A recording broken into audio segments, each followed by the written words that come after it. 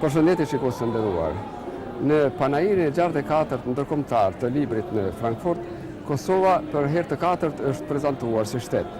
Mysafirënderi kësaj here ishte Zelanda e Re. Si vjet në panairin e librit në Frankfurt, Kosovën e përfaqësoi shoqata e botuesve të Kosovës.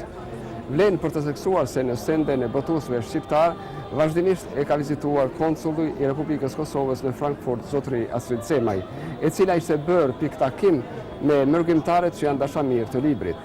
Në panair morën pjesë rreth 7.000 shtëpi botuese nga rreth 100 vende të botës.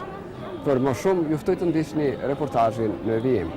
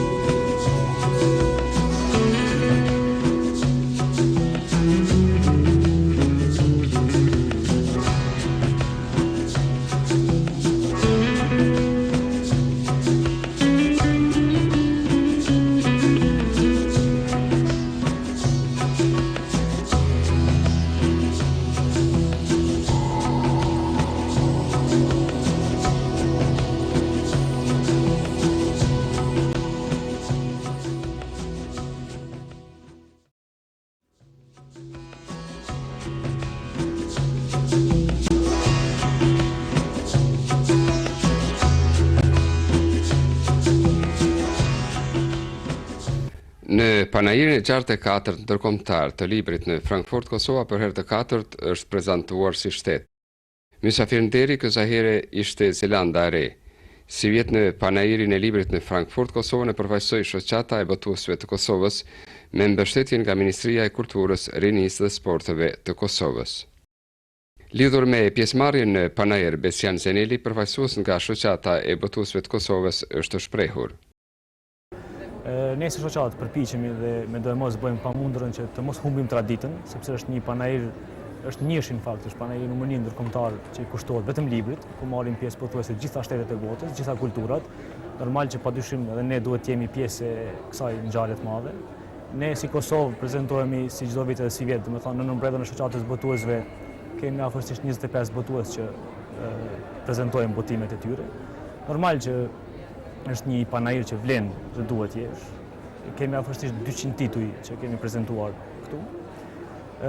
Interesim ka pas, duke filluar nga librarit, cilët ne si vetë jemi shumë të kënaqur për arsye se kërkesat e librarive të mëdha kanë qenë që duhet të kenë libra shqip, e sidomos libra nga Kosova, sepse prezenca e tyre është shumë minimale në libraritë e tyre. Po ashtu ka pas raste kur 2-3 kontakte kemi pas me biblioteka që duan të pastrojnë fondin e tyre me libra shqip. Aranzhimi i stendit, siç po e shihni, domethënë është bën nga shoqata. Ndihma ka qenë nga Ministria e Kulturës që është mbështet hapësira ku ne jemi, ndërsa pjesa tjetër është bën nga shoqata.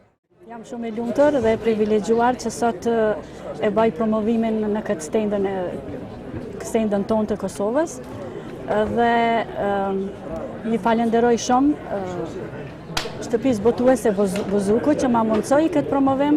E falenderoj edhe të gjithë miqtë dhe kolegë që kanë ardhur sot që ta madhështojnë këtë promovim dhe këtë stend, sidomos kur festojmë si vjet 100 vjetorin e pavarësisë së Shqipërisë.